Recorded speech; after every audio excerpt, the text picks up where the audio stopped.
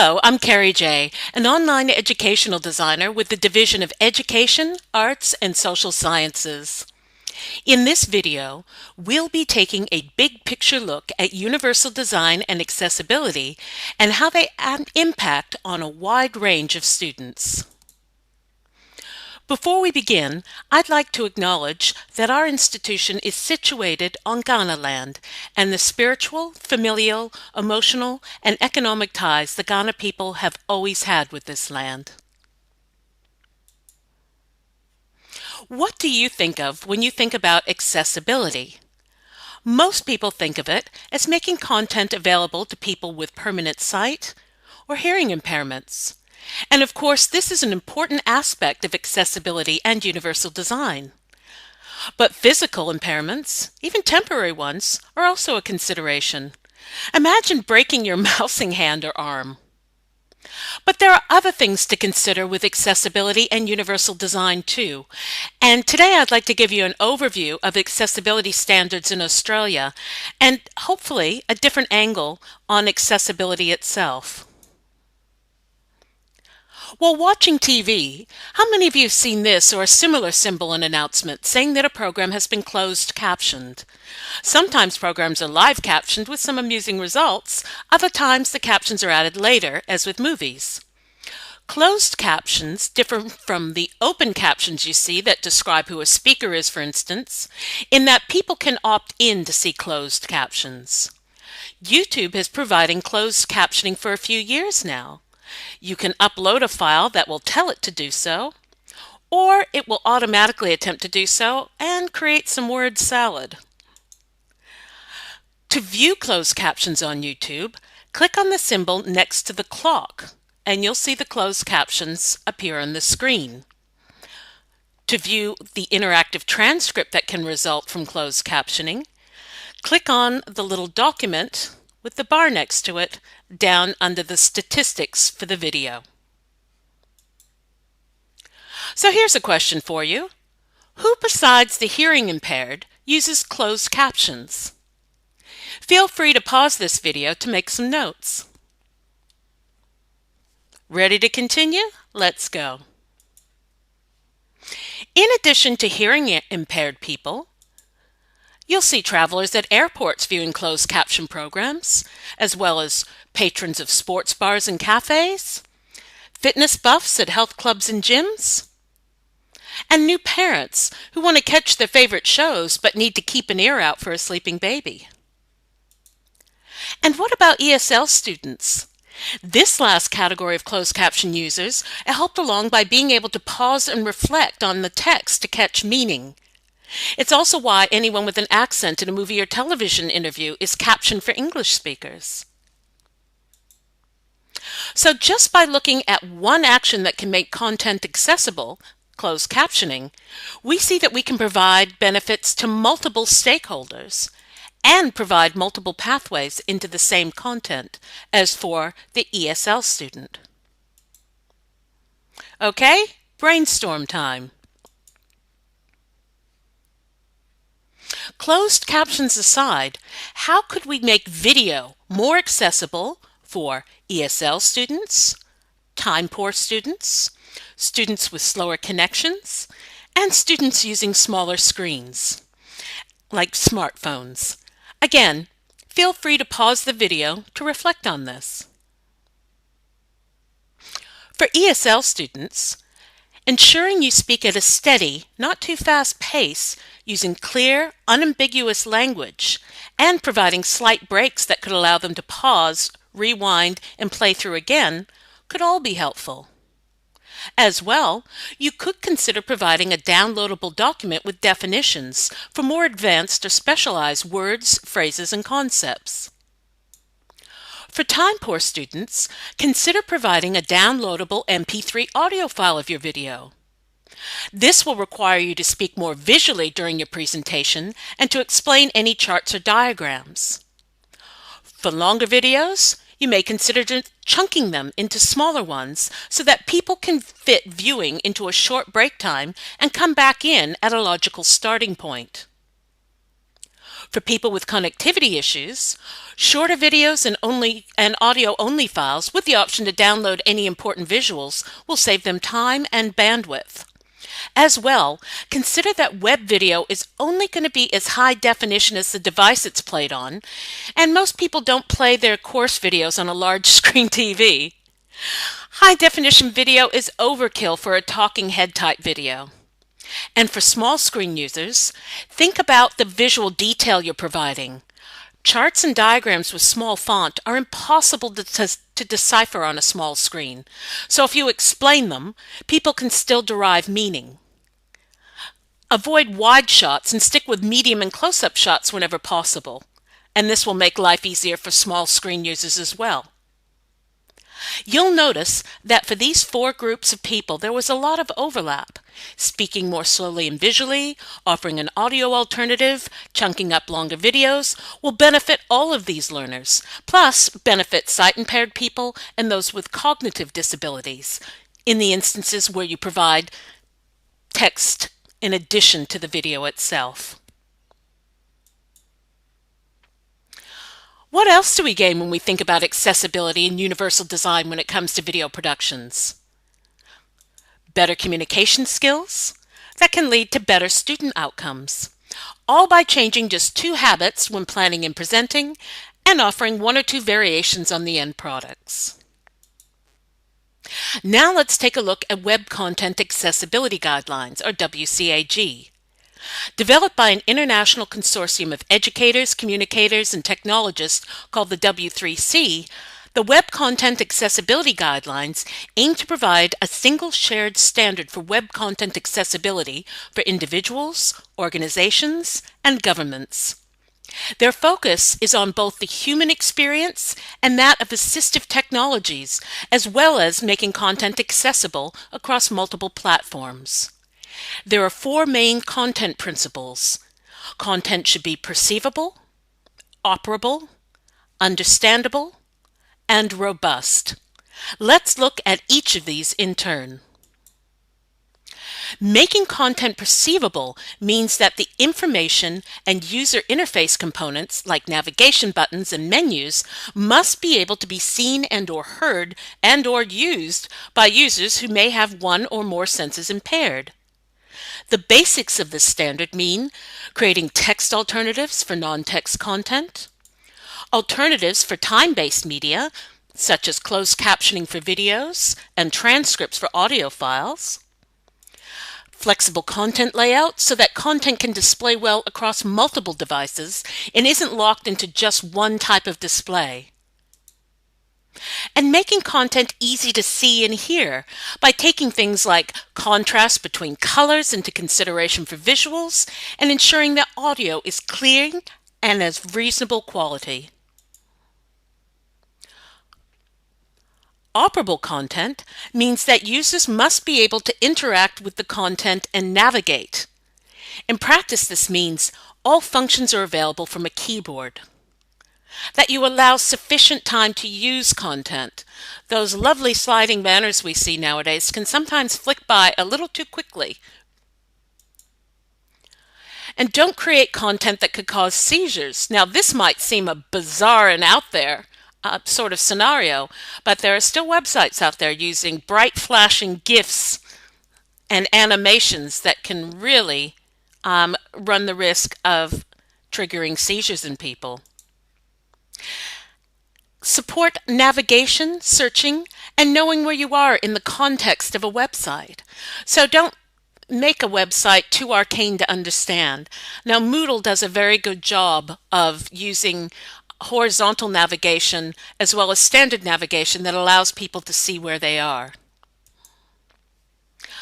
Understandable content means that users understand the information as well as how to interact with the site. Meeting this is easy. Make text readable and understandable. This includes the color and size of your font as well as writing. Moodle has built-in styles that shouldn't be deviated from for aesthetic reasons. And when it comes to creating presentations like this PowerPoint, you want to ensure your text is nice and big and clean. Make sure that web pages operate predictably. Moodle takes care of some of this for us. For the rest, ensure that links to content within a Moodle course don't open in new windows, and that links to external websites do. Ensure that if you force the download of documents, that you make this consistent throughout your course. And let people know what different links look like. For instance, links to web pages and links to documents should look different. You should make people understand that a link is going to open or download a document. The third principle under understandable is helping users avoid and correct mistakes. Now this pertains particularly to interactive forms. As a Moodle user, you don't have to worry about this. Moodle takes care of this largely for you. Robustness means that content works as well as possible across the wide variety and combinations of browsers, operating systems, and devices, as well as working with assistive technology. In practice, Moodle does some of this work for you. You can help this by using the built-in headings and styles in the Moodle editor rather than coming up with unique color schemes, not using fixed width tables to lay out content, and following the other principles of accessibility we've just covered. So those are the 4 principles that underlie web content accessibility guidelines: that content is perceivable, operable, understandable, and robust. The current WCAG standard is 2.0, the second major iteration. It can be applied at 3 levels. Level A is the base level required for people to be able to interact with and understand content. The AA standard is the standard that the Australian federal and state governments have set for their websites. AAA standard is the standard set for website content aimed specifically at people with disabilities. The Australian Human Rights and Equal Opportunity Commission has a lot to say about web accessibility in relation to the Disability Discrimination Act. They advise content publishers, whether publishing a blog site about hats or a large site for education or commerce, that a complaint of disability discrimination is much less likely to succeed if reasonable steps have been taken to address accessibility during the design stage. And that's what we've been talking about. Today, an architect would not dream of designing a public space without considering wheelchair access. And for those of us who drag heavy briefcases on wheels or push a pram, we benefit from those ramps as much as the different student groups we saw earlier benefit from our thinking about accessibility and content for students. So what can content publishers do? Some PDF scans of books are nothing more than photos of the pages, impossible for screen reading software to penetrate. So when you're publishing documents and you're scanning books in for PDFs, try to ensure that those documents are optical character recognition compatible, which means that the text content converts to text which is readable by screen reading software.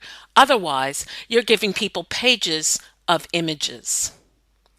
Ensure that the documents you make available online are in common formats, and stick to document formats students are likely to own. Not everyone has PowerPoint. Ensure any PowerPoints you upload are uploaded as PDFs with notes, because of course PowerPoint slides, when you output a PowerPoint as a PDF, turn out as images. When you make documents available for download, let people know the file size and what type document you're putting up there. Prepare them for what's to come. They may not want to download that big, juicy PowerPoint PDF via their prepaid mobile data plan. Plus, they'll know what type of link they're clicking on.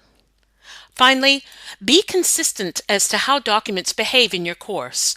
If you force a download on one document and another opens in a new tab or window, people are going to get confused. When it comes to images, do not replace important text that imparts meaning, like section headings, with an image. If you publish a chart or diagram or talk to one in a video, explain what the X and Y axes are, or the different data sets of a Venn diagram, and then what trends you want learners to notice. And when it comes to providing an alternative text description for images, only do so on images that convey information. For decorative images, such as the illustration of the camera and the photos on this slide, just click the spacebar on your keyboard once in the image description field. For videos, closed captioning is what WCAG 2.0 AA standards call for to ensure accessibility. And as we saw earlier, this can benefit a wide range of users. If you can't make closed captions happen, remember our earlier brainstorm. Limit your video to medium and close-up shots where you can for small screen users. Optimize the size of the video for web use. High-definition videos really aren't necessary for the average presentation video. It's easy to output video as an MP3 audio file, and making it available as such can be handy for time-poor learners as well as those with bandwidth issues. Speak visually, explaining charts and diagrams where they occur. And speak clearly and concisely and at a pace where people can keep up. Audio publishers, where possible, provide a transcript. Again, speak visually and use clear, concise, and well-paced speech. And if you're providing a recording of a panel discussion or interview, advise speakers to identify themselves before they continue their conversation, just as you would do on a large teleconference call. Ensuring text is readable includes getting into the habit of nesting headings.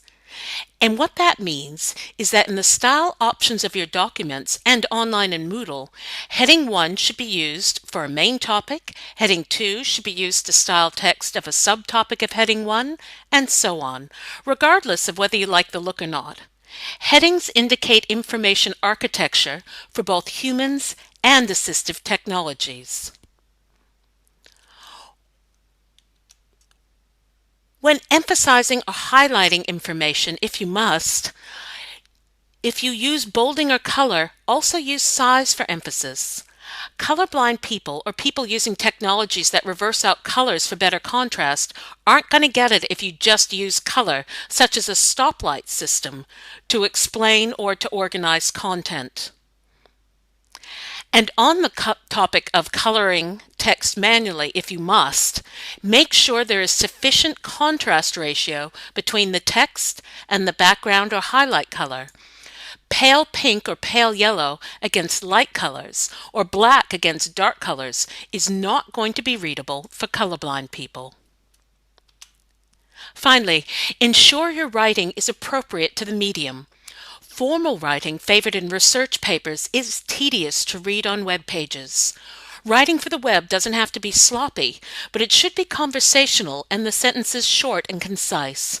For longer, more formal pieces, consider publishing a document to be downloaded. When it comes to hyperlinks in Moodle courses, you should always link to in-course content in such a way that it does not open a new window. Doing so opens another session in Moodle, and that can cause technical issues. Be consistent about how your links work. If you are linking to documents, indicate the file type and size, and if you force a download on one document, do it for all of them.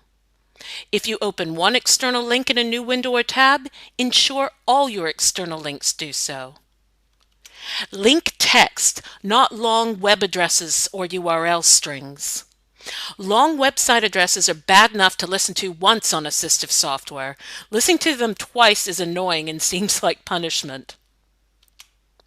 Finally, use title tags for links that open in new windows. You'll see this option when hyperlinking text in Moodle. You just type in to the title field, this link opens a new window. Unfortunately, this option isn't available yet in Word. Hopefully it will be soon. So to sum up, I hope you see that thinking about accessibility and universal design not only makes content easier for a wider group of learners, it can also provide multiple pathways into the same content. When thinking about speaking more visually, you will by default improve your communications, not only for sight-impaired learners or those using mobile devices, but for ESL students and those with cognitive impairments as well. Finally, by adopting a few small habits and integrating accessibility into the content you create, you can make a big impact on student outcomes. For more information on Universal Design, get in touch with Dr. Stuart Dinmore, Universal Design Academic Developer at the LTU. And if you would like a course accessibility review of your course, get in touch with me, Carrie J., also known as Carrie Johnson. I'm an online educational developer with EASS. This link here is, if you're watching the video, are the resources and research that I put together for today's presentation. That link is bit.ly/WCAG OEDS.